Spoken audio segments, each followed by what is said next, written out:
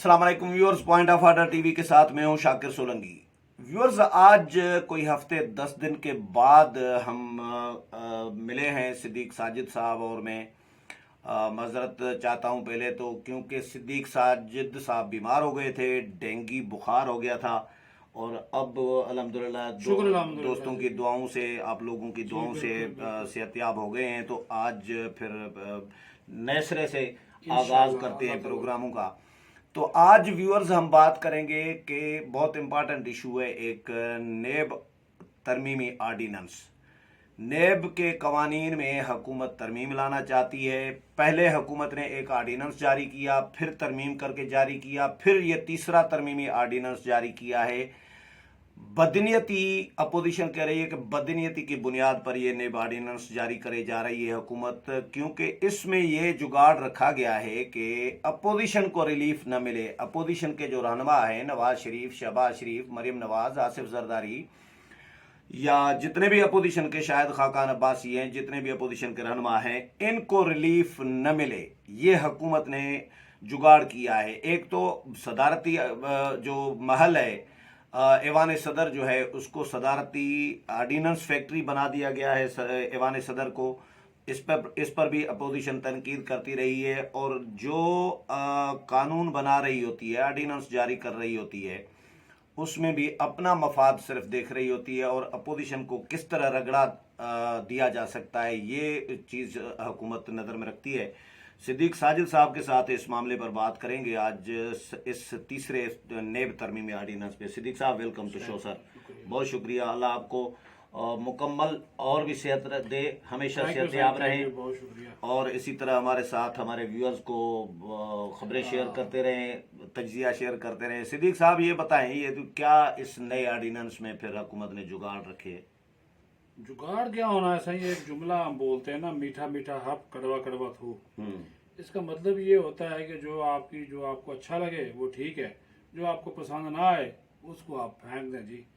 तो ये मर्जी का कानून, मर्जी का आइन, मर्जी के आर्डिनेंस, जिस तरह दिल चाहता है उसमें अपने आप को ये जारी कर देते हैं, डाल देते हैं। ये ऐसा इन्होंने समझ लिया। आप देखें ना, अजलास तो चलो ज़ाहिर है सेनेटर कौमी असम्बली के जारी नहीं है, तो इन्होंने बहाना बनाया कि आर्डिनेंस एक और जारी कर दें। ये जो हुआ ना, अपना क्या नाम है, वजीर कानून साहब फरोग नसीम, ज़ाहिर है अब ये कोई इलेक्टेड बंदे तो इसको फरोग मिलना नहीं है, उसको फरोग मिलना नहीं है। सही कह रहे हैं, इलेक्टेड है नहीं, सेनेटर है, तो ज़ाहिर है उसको उस तरह से सारी चीज़ें, जिस तरह आवाम वोट लेकर आती है।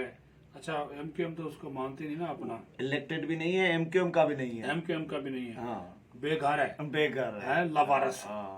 असल वारिस सही यही है। अभी ये देखे ना, इन्होंने ये किया कि वजारत कानून ने नैब आर्डिनेंस की वजाहत के लिए तश्कील दी थी, क्योंकि जो नैब का दूसरा तरमीमी आर्डिनेंस जारी किया गया था, उसमें ये था कि बहुत से सवालात उठ गए थे, और उस दूसरे तरमीमी आर्डिनेंस के तहत जितने भी मुकदमात थे जो चल रहे थे इस वक्त, खास तौर पर सियासतदानों के खिलाफ, वो सारे के सारे खत्म होने जा रहे थे। खुसूसन आसिफ जरदारी, शाहिद खाकान अब्बासी, मरीम नवाज, शहबाज शरीफ, नवाज शरीफ, ये जितने भी पॉलिटिकल, इनके खास तौर पे वो सियासी मुखालफिन जो इसको हुकूमत अपना सियासी मुखालफ सबसे ज़्यादा समझती है, उस वजह उनको रिलीफ मिल रहा था।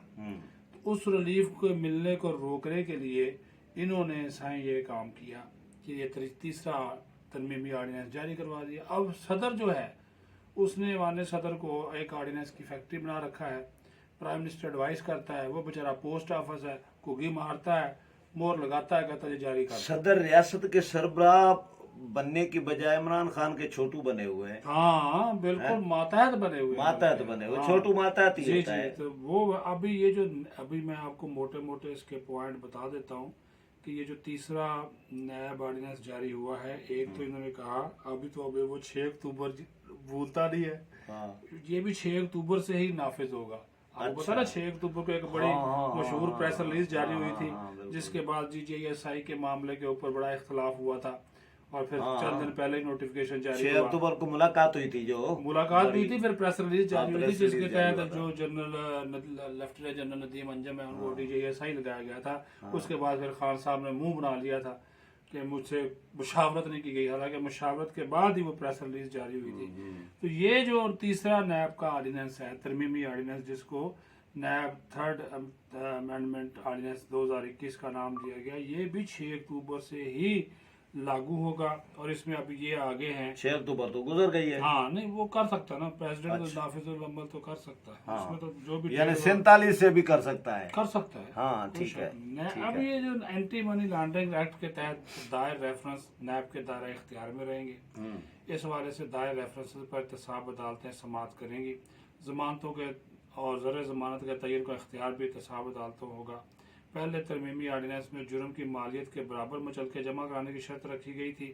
اب یہ ہے کہ اب اس کا جو بھی تعین کرنا ہے وہ احتساب عدالت کرے گی کہ کتنی زر ضمانت رکھنی ہے. اب نیب ترمیمی آرڈیننس میں آصف زرداری، شاہد خاقان عباسی، مریم نواز، شہباز شریف کو کوئی ریلیف نہیں ملے گا.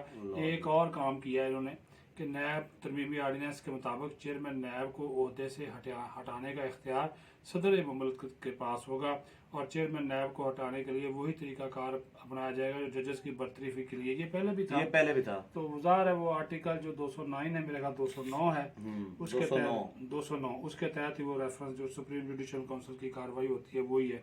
اب اس میں یہ بھی آ گیا کہ دھوکہ دہی فراڈ کے کیسز واپس نیب کے پاس آ گئے ہیں، جس میں مضاربہ کیسز ہیں، B4U کیسز ہیں، منی لانڈرنگ کے کیسز میں نے آپ کو پہلے بتا دیا. اور ساتھ ہی ساتھ پھر مدت 4 سال ہو گئے چیئرمین نیب کی. وہ تو وہی چیزیں ہیں. نہیں تو یہ ترمیم کیوں لائی جب پہلے جاری کیا؟ ترمیم اس وجہ سے لائی ہے کہ صرف اپنی یہ جو اپوزیشن کے جو لوگ ہیں وہ رہا نہ ہو سکے، ان کو ریلیف نہ مل سکے، بس. اچھا یہ ہے اور کوئی نہیں ہے. بس کہ اس کو رگڑا دینا ہے کیونکہ خان صاحب کو پسند نہیں ہے، اپوزیشن کا چہرہ پسند نہیں ہے، اپوزیشن کا وجود بھی ان کو برداشت. اس کا بس چلے تو وہ اپوزیشن کو ملک بدر کر دے، کالا پانی پھانسی دے دے. کالا وہی ہو نا کہ وہ پھینک دے پائے، تاکہ وہ جو دل کرے وہ کرتا پھرے، اس کے اوپر کوئی بات کرنے والا نہ ہو. آج کل تو وہ ویسے بڑا سخت غصے میں ہے. وہ آپ کو پتہ ہی ہے جو پچھلے دنوں معاملات ڈپریشن کا شکار ہے اچھا خاصا. ہاں نہیں یہ DGIS والے معاملے نہیں وہ بھی ہے، اور یہ جو پچھلے TLP والا معاملہ چلا ہے، جس کو جس طریقے سے ہینڈل کیا ہے اسٹیبلشمنٹ نے ہینڈل کیا ہے، اس سے آپ خود اندازہ لگا سکتے ہیں.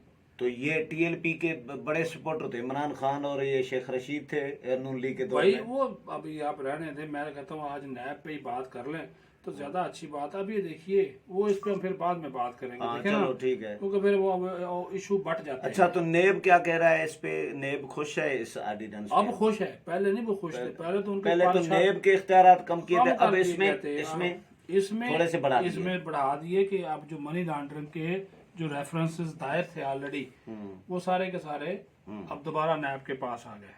ٹھیک ہے.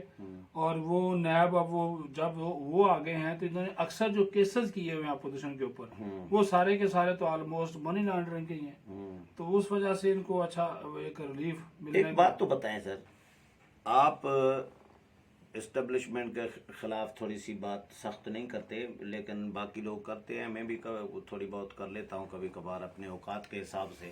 لیکن مجھے یہ بتائیں، یہ عمران خان یا PTI حکومت جو قانون سازی کر رہی ہوتی ہے، جو ترامیم کر رہی ہوتی ہے، اپوزیشن کو رگڑا دینے کی، یہ سارے سلسلے کر رہے ہوتے ہیں، تو یہ اسٹیبلشمنٹ ان میں آن بورڈ ہوتی ہے، ان کی مرضی کے بغیر کیسے کر سکتے ہیں؟ نہیں، اسٹیبلشمنٹ بہت سی چیزوں پہ اس طرح کی چیزوں پہ آن بورڈ نہیں ہوتی. اچھا یہ تو آپ نے ڈیسیجن خود لینے ہوتے ہیں نا. یہ تو آپ کا اپنا ڈیسیجن ہے. یہ نیب کا ترمیمی آرڈیننس بدل لینا، وہ دیکھیں اگر آپ ہر چیز ان کے اوپر ڈالیں گے نا، ایک بن گیا ہے ہمارا بھی، ایک مائنڈ بن گیا ہے، ایک رویہ بن گیا ہے کہ ہم ہر چیز اسٹیبلشمنٹ کے اوپر ڈالیں. ایسا نہیں ہوتا. اسٹیبلشمنٹ کا ایک کردار ہوتا ہے، لیکن وہ بنیادی طور پہ جو کردار ہوتا ہے شاکر سولنگی صاحب، وہ ان کے اپنے جو دفاع کے معاملات، خارجہ امور کے معاملات، آپ کی سیکیورٹی کے معاملات یا داخلی سلامتی کے معاملات، وہ ان چیزوں کے اوپر زیادہ تر فوکس کرتے ہیں. یہ اس پہ وہ نہیں آتے. اچھا وہ نہیں آتے. یہ ان کا دیکھیں، میں آپ کو بڑے ذمہ دارانہ انداز سے بات کہتا ہوں. اگر یہ جو آپ بات کر رہے ہیں نا، اس کو آپ کیا کہتے ہیں؟ تمنچو. اگر اس معاملے میں ان کے لوگ پکڑے جائیں تو وہ پھر رہا نہیں ہوتے. میں آپ کو بڑے دعوے سے کہتا ہوں کہ جب سے یہ آرمی چیف آئے ہیں جنرل قمر جاوید باجوہ، پاک فوج میں جو انٹرنل اکاؤنٹیبلٹی کا سسٹم ہے وہ بڑا مضبوط ہوا ہے. اور یہ آپ ایسے میں ہوائی بات نہیں کر رہا. صحیح. سنیں یہ باتیں راحیل شریف کے دور میں بھی یہ سنتے تھے کہ راحیل آیا ہے تو راحیل کے دور میں بھی یہ تبدیلی آئی ہے. ہر آرمی چیف کے دور میں صحیح یہ باتیں چلتی ہے.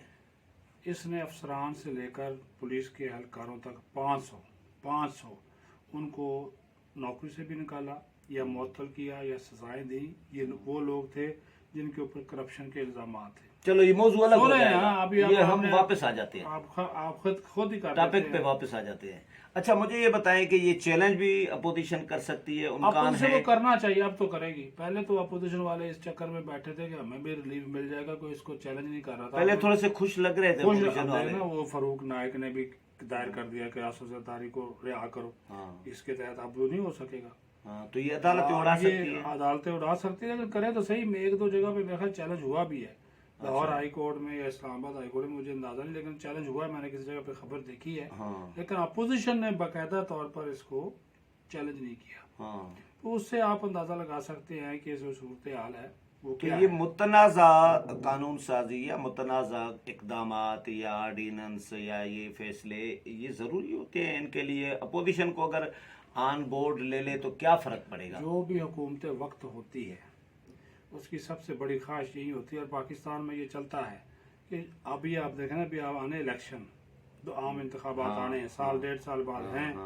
تو اس سے پہلے عمران خان کی پوری کوشش ہوگی کہ جتنی بھی اپوزیشن کے رہنما ہیں بڑے بڑے, وہ یا تو سارے جیلوں میں چلے جائیں, یا وہ ملک چھوڑ کے چلے جائیں, یا وہ دنیا سے ہی چلے جائیں, تاکہ یہ اپنی مرضی سے حکومت چلاتا پھرے. کیونکہ اس کو پتا ہے کہ وہ اگر جو اپوزیشن اس وقت موجود ہے, جو پی ڈی ایم موجود ہے, ان کی موجودگی میں وہ دوبارہ اقتدار میں نہیں آ سکتا. کیونکہ اس نے مہنگائی کے ذریعے اور اپنی پالیسیوں کے ذریعے اس ملک کا جو بیڑا غرق کرنا تھا وہ اس نے کر دیا. تباہی جو اس نے کرنی تھی وہ کر دی.